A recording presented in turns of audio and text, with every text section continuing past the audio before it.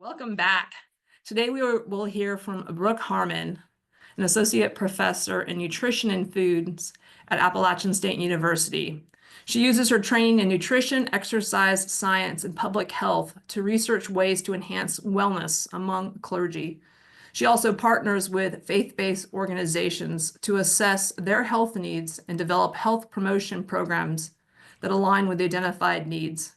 Ann Brook is an incoming chair for the Society of Behavioral Medicine's Integrative Health and Spirituality Special Interest Group. And so today she'll be presenting on what we know from the existing research about women in ministry. And to get things started, I'll just say welcome. We look forward to your presentation, Brook.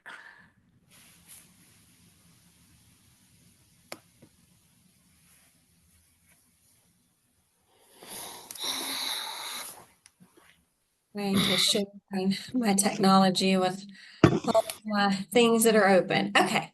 So thank you, Karen, and everybody for having me here. And I'm starting off with just how we did this literature review. So this was a literature review that I did along with Karen, and then also Dr. Wadsey, who is at Biola University, helped us with this. So we started off with defining the population who is going to be part of the literature that we were reviewing. And so we defined it as females in a former leadership role. And this was across denominations and faiths. So you can see some of the language that we included. And then also it had to have literature that related to well-being. So we kind of included that in our definition. And so as some of the terms we used included flourishing and self-care and caring for self, then things that we know, like the literature has linked back to well-being, things like vacation, sabbatical, sleep, physical activity, and diet. Everything that we looked at was published before September 2024. These were some of the databases that we looked at to make sure we were getting a wide breadth of literature.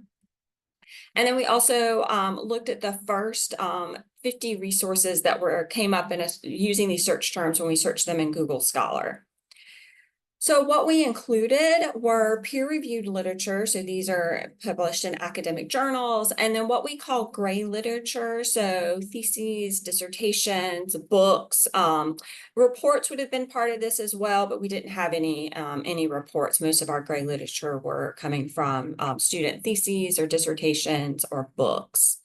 So we ended up having 52 items that we found, and they were judged by myself and Karen and Wadsey and some other students at Biola to help us to determine whether or not they met our criteria. And we ultimately included 31 peer-reviewed items and then 21 gray literature items. To start summarizing themes, we actually used AI. So this Google Notebook, which is powered through Google Gemini. And then Drs. Wadsey, Webster, and we cross-checked with those AI-generated themes to just make sure that they were accurate, to refine them, to kind of summarize them a little more as part of kind of the theme generation that I'll talk about here next. So the themes that we found in the literature were, one, work-life balance. So within this context and theme of work-life balance, I really liked this one article from 2020 by Moss and Snodgrass that talked about this public-private dance that women in ministry are doing. And so having to have both, and this will come up in some of our other themes, but having this kind of pastor hat and then having this kind of private life, and how do you balance the two, and that being something that impacted well-being. They talked about across literature this struggle and how it differed, but was present no matter whether women in ministry were single or divorced or married. And this actually kind of connected with the next theme, this gender-based discrimination, and this idea of lifestyle double standard. So a lot of conversation in the literature about women who are married, if they're trying to have time away from their congregation in order to take care of family duties, that was a strain that they were feeling and not feeling like they had the time.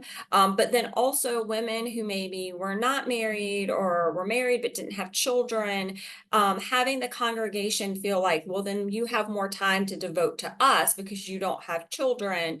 And then also this kind of age, and we'll talk about age a little bit more and a little later in the presentation, but also there being different standards just around like age and women just feeling like they had a standard that was not the same expectation for men that they saw in ministry.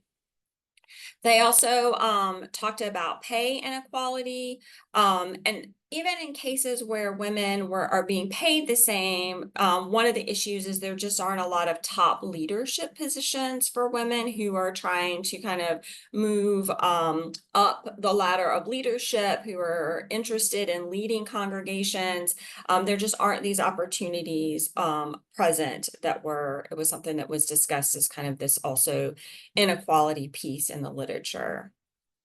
For women who are in top leadership positions, there was a discussion about just having to deal with greater distrust and blame and their authority not being kind of honored compared to men who were also in top leadership positions. Also stereotypes that were gender-based that came up. So a lot of conversation about this idea of kind of feminine expectations of kind of caring for the church, caring for congregation members, not having kind of more stronger kind of leadership styles was something that kind of congregations had stereotypes about women in ministry. Sexism was talked about as kind of two different types, and this comes from an article from the 1990s in which they divided it into kind of hostile, and then benevolent sexism. And so hostile would be very much like kind of verbally and visually being anti having women in leadership positions or not feeling like women could do the same role as men. And then benevolent sexism was more of allowing stereotypes and things like this to occur.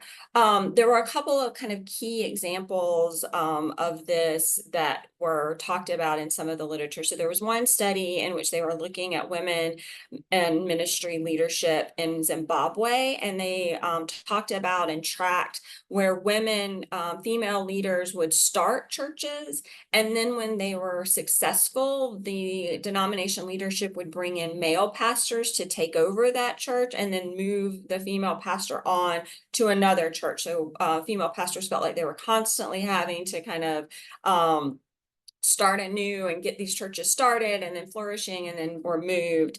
And then in a thesis that was done with African American women in ministry, the women in that study talked about having broken all these barriers, being the first in their denomination, first woman minister in their denomination, their first woman of like a mega church and these sorts of things, and doing it with fewer resources. So they're having the opportunities, but they're also having to do this, break these barriers, do all this work and not have as many resources to help them with it.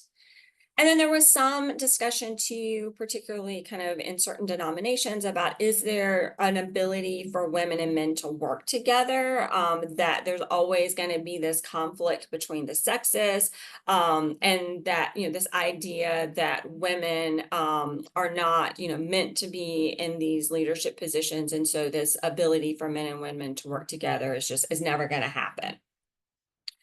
The paradox that we saw is that women in ministry are exhausted, but have a high level of personal satisfaction. And this was actually something that we see across clergy. So this is not unique to women in ministry, but was something that came across in the literature as well. I mentioned this earlier, but older women in ministry seemed to be having higher levels of well-being, and the thought was that maybe it's because they've developed strategies to maintain their well-being. But the data that showed this is from the 1980s and 1990s, so it is aging as well. And so whether or not that still holds true today with changes in generations and things like that is unclear. So that's just a caveat for that one. So I'll stop there. We're going to talk about some themes related to flourishing as well as gaps in the literature, but I'll stop there and turn it back over to Karen.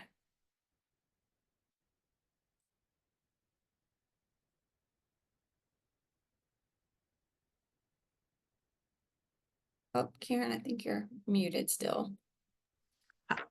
As you prepare to go into your breakout groups, consider the following question to guide your discussion.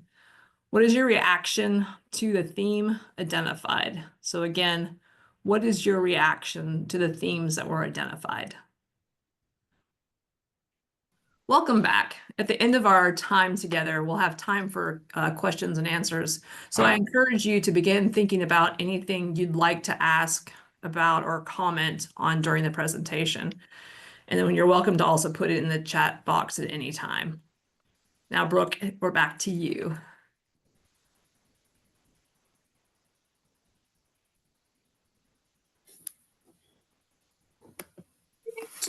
Set of themes. So when we looked at the literature, we also saw themes related to flourishing. And Karen actually came up with this title of Bearing God's Fruit in the World, which is this idea that we're coming, bruises and all. We're flourishing, but we're also bringing our humanity to this. So we're not trying to be super human here, but just, wanting to flourish and kind of balance that exhaustion with the satisfaction of ministry. And so what women talked about that helped them to flourish was spiritual connectedness. And in the literature, this was defined and discussed as a connection to God, but also spiritual community. So creating spiritual communities that where they felt connected, felt that connection to the divine, but also community was really important.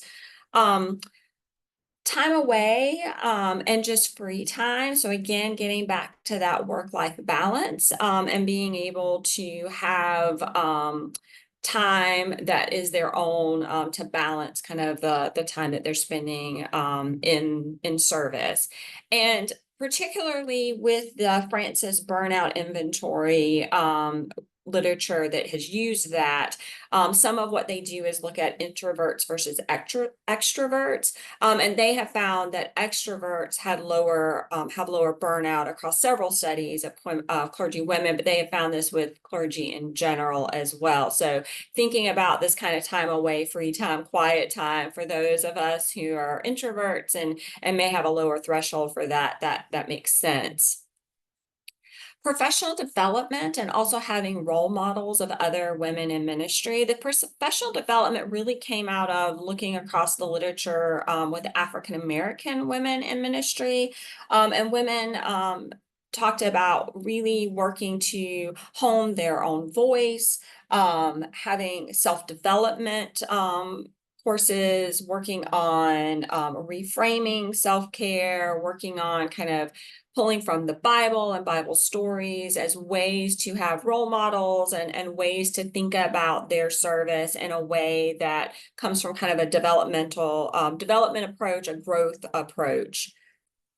And then social support came up as a theme for flourishing, many types of social support. So there wasn't kind of one type of support that really came out as the kind of best way to receive support to flourish. The biggest thing was the quality of relationships. So relationships where women in ministry felt they could be themselves, didn't have to wear their pastor hat. That was really where, they really, received that strength and the positive social support and where the flourishing literature was kind of leaning as the most beneficial. And that gets at these last two pieces. So one of the things that came out as helping with flourishing was transparency. So not trying to be superwoman, showing humanness, but that had to also be balanced with boundaries and kind of management of others. So women would talk about, the more kind of vulnerable they were, the more they showed that they were human, like the better that was for them. But then they also had to be really careful about who they showed that vulnerability to, and that's a pretty complicated dance that they played with boundaries with their congregation, with denomination leadership, and then kind of who they let in to be that true kind of social support system where they took off the pastor hat. So those last three kind of intersected with one another, but it's a pretty complicated relationship there that really needs a lot more work. And that's where we'll be talking about next, is just where do we go from here? What are some of the gaps? What are some of the areas that we need to continue doing work in? So a large number of the studies that we looked at were actually theses and dissertations. So these don't have a peer review process. So the student, puts together their research, it's reviewed by a committee, but there's a lot of quality variation in these. So we just have to be thoughtful about that when we're looking at their findings. Typically, they're pretty small sample sizes. And then they're also typically qualitative studies. So these are narratives of a small subset of women in ministry. So how generalizable that is hard to tell. So it gives us an idea of where we need to do more research, but that's the caveat, there needs to be more research. A lot of the well-being research so far has a psychosocial focus. So really thinking about kind of this idea of kind of the stressors of being a woman in ministry. There's not a whole lot on physical health. So what is the toll this has on women's physical health and then mental health? So more work looking at kind of the downstream effects on physical and mental health. And then there's just a lack of large scale studies. So there was one that was published in the late 90s. And then the other large scale studies have been with Leslie Francis's group using the Francis Burnout Inventory. So there are several studies in this review from the 2000s that had 800, 200 participants, but those were really specific to the Francis Burnout Inventory. So seeing more of these larger scale studies looking at other kind of measures of well-being are needed. And so I will turn it over to Karen to kind of talk about the image here and lead us into questions and answer period. Yeah, so as a way of transitioning into our time for Q&As, when Brooke and I shared the information that we just shared with y'all, with those who attended our workshop at the Common Table National Gathering held earlier this year, we had the opportunity to brainstorm about future possibilities about this topic.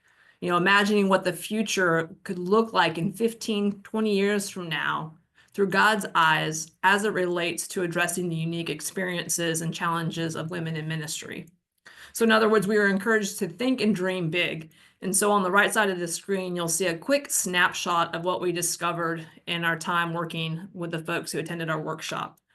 So in terms of the 5 themes that participants thought would have the highest impact on improving the well-being of clergy women, which also consequentially would also require a significant amount of work, were the 5 things listed there. So first was the need to increase the acceptance and awareness of the unique experiences and challenges of women serving in ministry through shared stories, lived experiences, and truth speaking.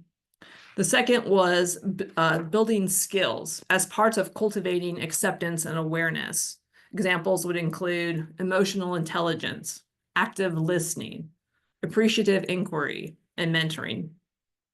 And then third was creating opportunities for reconciliation through confession, recognition, valuing, and appreciating. And then number 4 was establishing psychologically safe spaces where transparency and authenticities was not only allowed, but was encouraged. And 5th was a systemic priority on self-care, where the resulting benefits could include decreased exhaustion, mentoring opportunities, and empowering both individuals and the large system at large. And so if you've ever done the voting with the dots on the sticky notes, or even if you haven't, so if you look at the green squares to the right of the yellow 1, 2, 3, acceptance and awareness and skill building were voted based on those dots you see as the top 2 priority areas that among those who attended our workshop.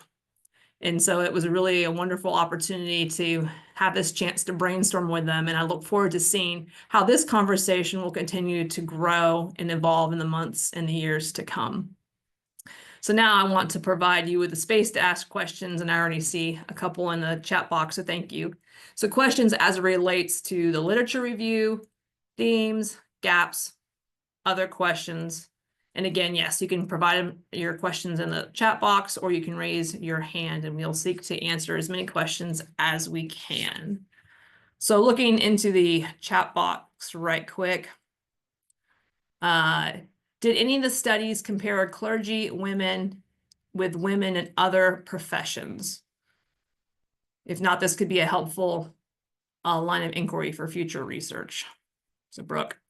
Yeah, no, I'm trying to think off the top of my head. I don't remember any that were doing that. And that's actually something that so I have a colleague, Nathan West, who also does clergy health research, and he's been really interested in looking at kind of comparing clergy with other caring professions. So thinking like nursing, social work, those sorts of things. And I have seen that some of that work, but not with women in ministry specific. So I do think that's a really good idea, and something I'm going to actually take a note of for us to talk more about in these discussions about kind of caring professions and looking across those. All right, and a couple other questions for us was, did our studies was it just limited to 100% female clergy in the study?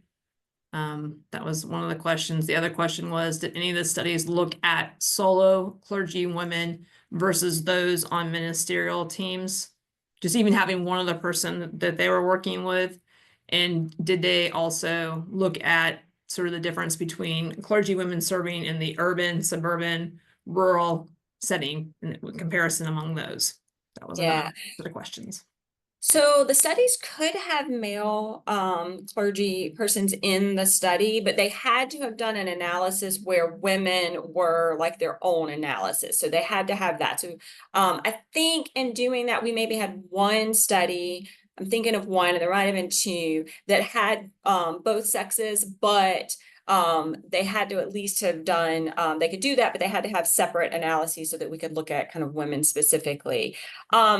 None of the studies that we saw looked at this idea of kind of geography or being solo or part of a larger kind of leadership team. The only separations that we saw were really around kind of marital status, kids or not, and then age. So this idea of kind of whether or not you are in leadership with other, have leaders around you, and then where you are, that hasn't been looked at. So that definitely is a place for the research to go. And then another question we had was, did anything emerge about financial well-being? Someone said that could be a potential research topic. Yeah, I mean, the only thing that did come up was this idea of pay inequality, and just not either being paid at the same amount or not having access to leadership positions that would pay more. So now what that means as far as like, financial insecurity, financial stress, like that is definitely not in the literature and something that to be looked at. Those are the questions so far that we've seen in the chat box. Does anybody else have other questions? I had a question. Yes. Let me turn on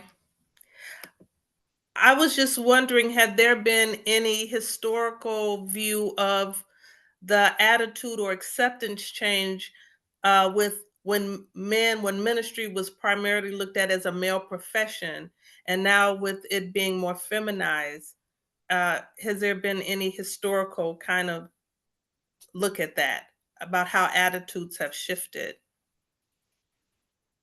Yeah, there was definitely that was mixed in. There was definitely when we were reading articles and reading, some of the theses and chapters, there was this discussion of kind of the evolution of kind of women taking on leadership positions.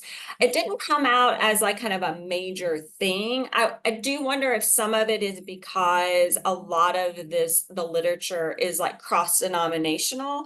So they're also thinking about, those denominations where women are now, in ministry, but it looks very different. So for some women, it's fine to be kind of an associate pastor, but there's no ability to move forward. So there's still some issues, with like reaching those levels. So I wonder if some of it is they didn't, because it's not like, here's how one denomination and how it shifted over time. There wasn't that kind of narrative. And so I do wonder if that's maybe why it was there, but just not it didn't really emerge as like, this is kind of a unifying thing we're seeing across all studies. Does that make sense? Mhm. That's a great question. Thank you. All right, another question we have is, could we talk a little bit more about the paradox that personal satisfaction was higher compared to men, although there were higher levels of stress? So yeah, I don't know that it's higher than men. There just that was a theme that came up. There is this exhaustion, but then also the satisfaction. So there's not been a study. There wasn't a study in our group that showed like kind of a comparison. Would be interesting to see. I think anecdotally, specifically when we talk about and some of the literature that was talking about women, having to be like pastor and then wife and then mother and then all of these roles and that work-life balance. So I would be interested to see kind of the head-to-head exhaustion. It is something that we see across clergy health, is this exhaustion, burnout, but high levels of satisfaction.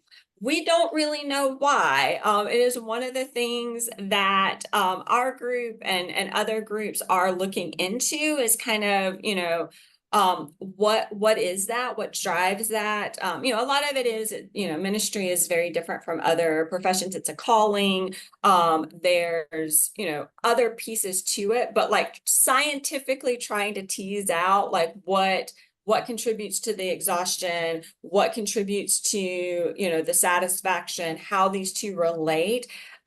There's a lot of work being done in this area, but like the teasing apart of it from a scientific standpoint, just we don't know.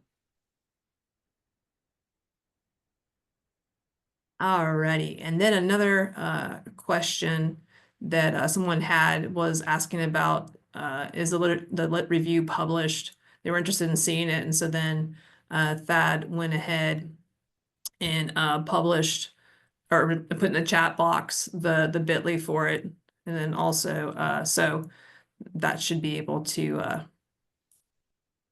help. And again, if you have any questions too, you can always ask us, send Brooke an email afterwards. But yeah, so it's there in the chat box.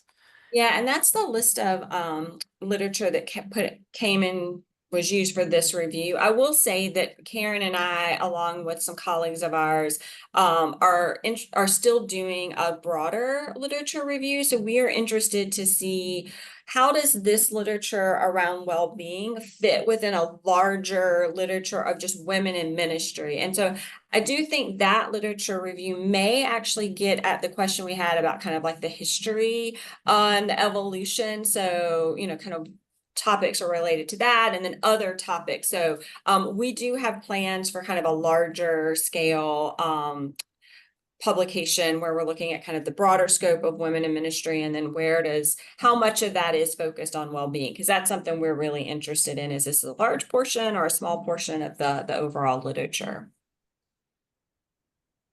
All right, and then another question that was asked is, speaking from a practitioner standpoint, what have we found to be helpful in supporting women in ministry, or unhelpful? Hey, Karen, I'm gonna let you take that one because you've been doing that work. So, I think one of the biggest things that we have seen in working with women in ministry is providing them space. I mean, women in general are social beings, and so being able to come together and to share their stories and to hear what's going on in the lives of other women has been one of the ways in which that has been a constructive way of supporting women ministry. And also, quite frankly, too, is one of the greatest things we can do is what we were, the group talked about when we were doing the design lab is bringing about awareness and of the issues facing women and providing opportunities to build skills. So the thing is there's certainly things that we can do for women who are in ministry, but we also have to slowly chip away at the bigger, when they're working with congregations and also, providing them opportunities to learn is also an important thing to do as well. But those are a couple of the, I would say, things that are important. And then another person says that their research team has also found that high satisfaction and high stress in religious leaders, with some implications that there may be certain personality types, like certain kinds of narcissism, certain attachment, differentiation, orientation, and certain theologies, the suffering servant, that can combine to create this kind of experience for religious leaders. So thank you for sharing that with us, Kristen. There are other questions or yes, Travis. I was wondering about the question had just come up about as women become more and more pastors in ordained capacities in an official way, and actually in some instances maybe on the way to becoming the majority, or at least on par numbers wise with male pastors.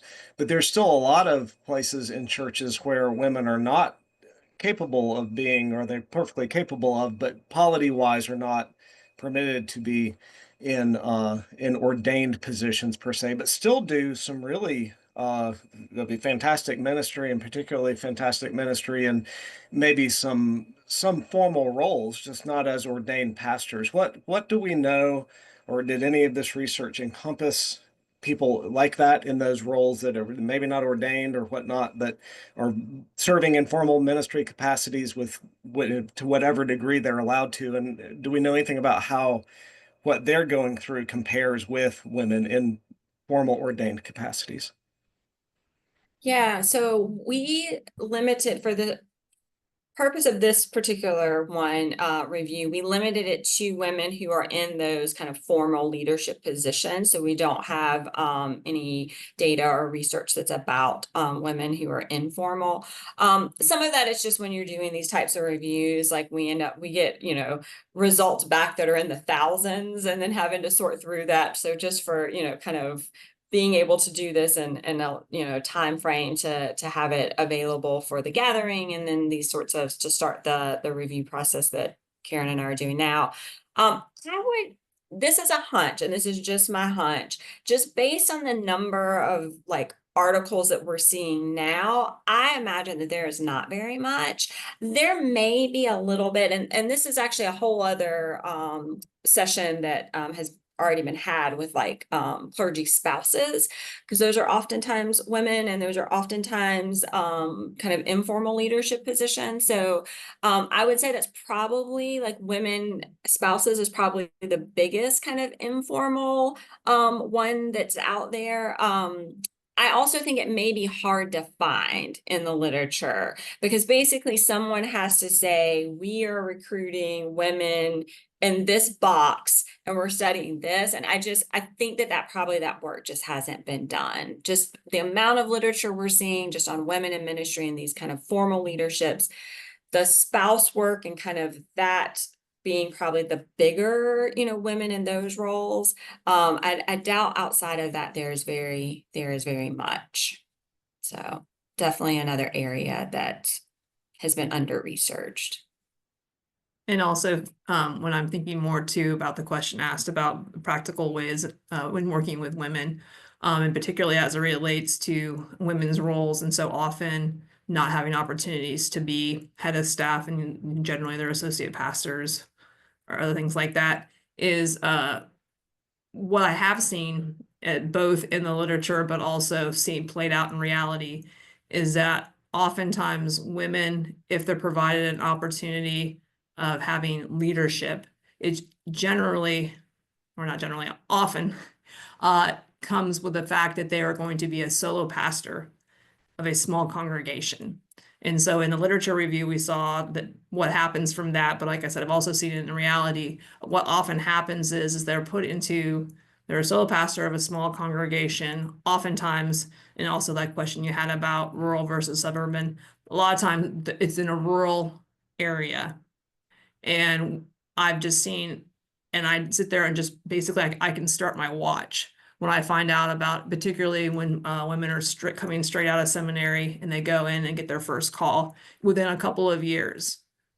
They will either leave ministry or they will resign from that, or they'll have a mutual departing from that congregation and then go serve as associate pastor in another congregation. And so if you are working with young clergy women, seminarians, women in general, and they're looking at the possibilities of that, I think really just being aware of that happens is an important thing to recognize.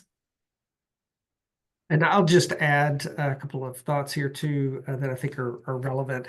One, Mark Chaves, who's at Duke University and responsible for the National Congregation Study as well as the National Study of Religious Leaders, been kind of following in a longitudinal way the kind of scope and makeup of religious leaders in the United States. And what he found was in about the year 2000, 11% of solo or senior pastor positions were occupied by females in the United States. And then as of about 2019, that number had risen to 17% of the total, so a 6% differential, which is movement. However, almost all of that is within the mainline Protestant tradition.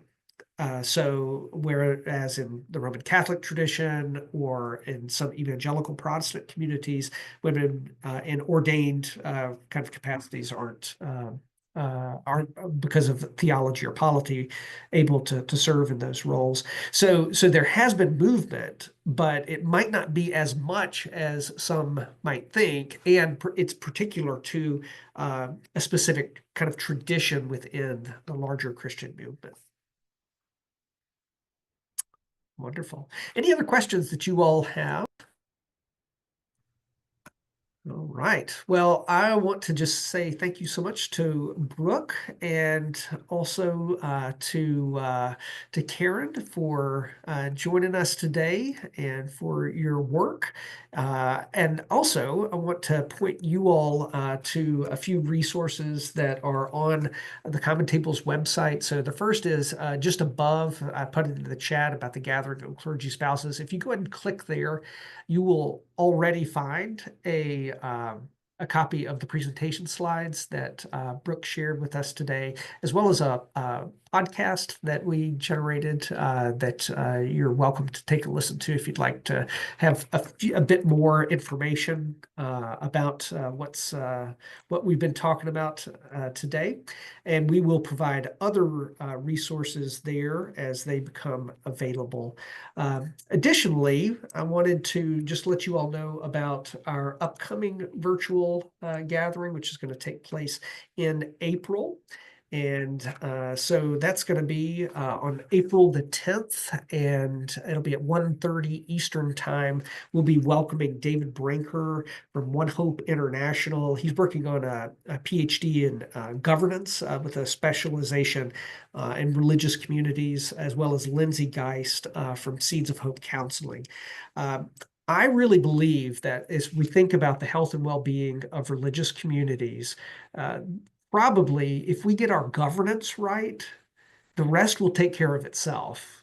We run into problems when the governance and accountability on either the personal or the institutional side get out of whack.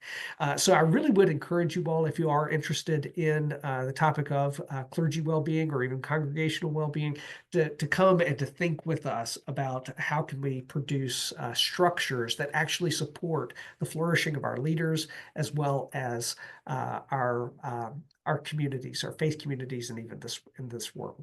So thank you all so much for joining us today. It's great to see you all, and we'll look forward to seeing you again next month.